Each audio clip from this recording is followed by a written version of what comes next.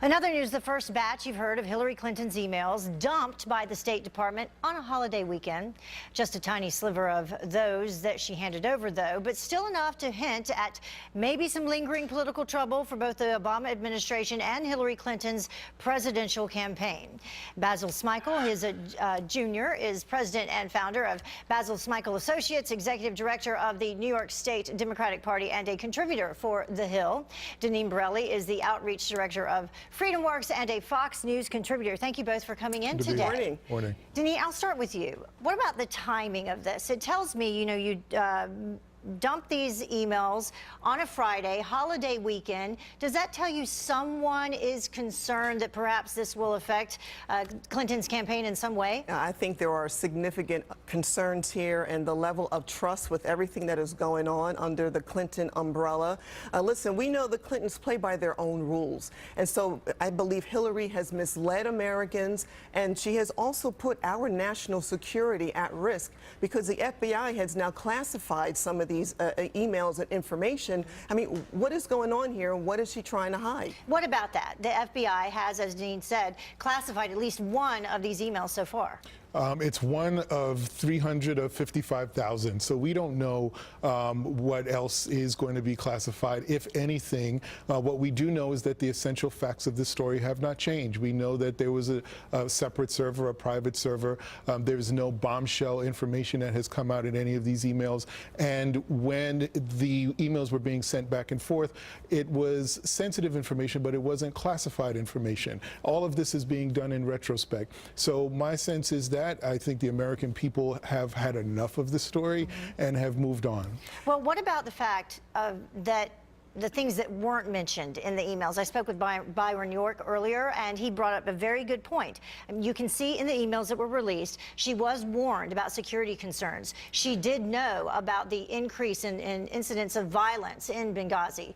So why this lack of concern in the emails? Well, I don't think that, to your point, I don't think that there was a lack of concern. And what it does show is that there was regular conversation with her senior policy aides about what was going on in Benghazi.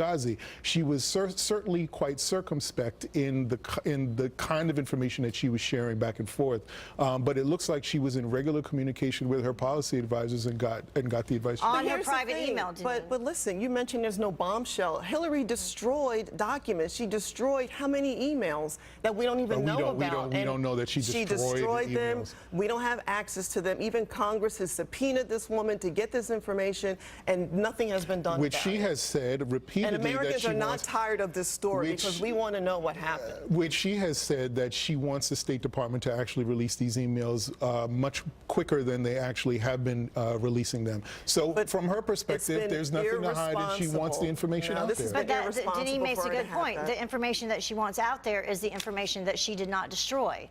So what about the server itself? Right. Well, look, why not turn that over?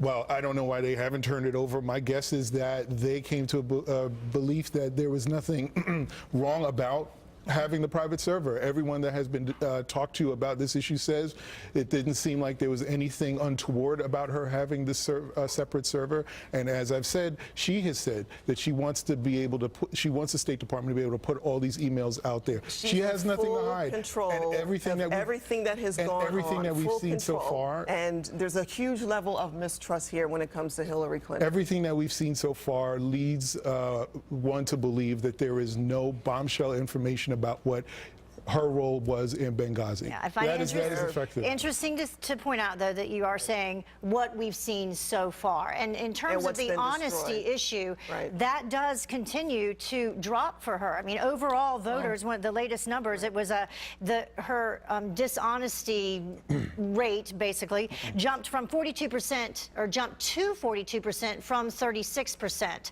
So do you think that that will continue to unravel for her? No, I think some of these negative stories are going to have an impact, but we're a year and change away from this election, and the reality is she does not have an opponent among Republicans as yet. So I think once you see a Republican opponent and American voters sort of compare and contrast the two, then I think you'll see those numbers change. A year to go, and we're going to continue to see more and more of these emails come out. Significant mistrust, and this person is running for president, not someone who's not running, but is running for president. It will not have a significant impact on the campaign. All right, we'll see if that's true. Basil, Deneen, thank you so much for joining us.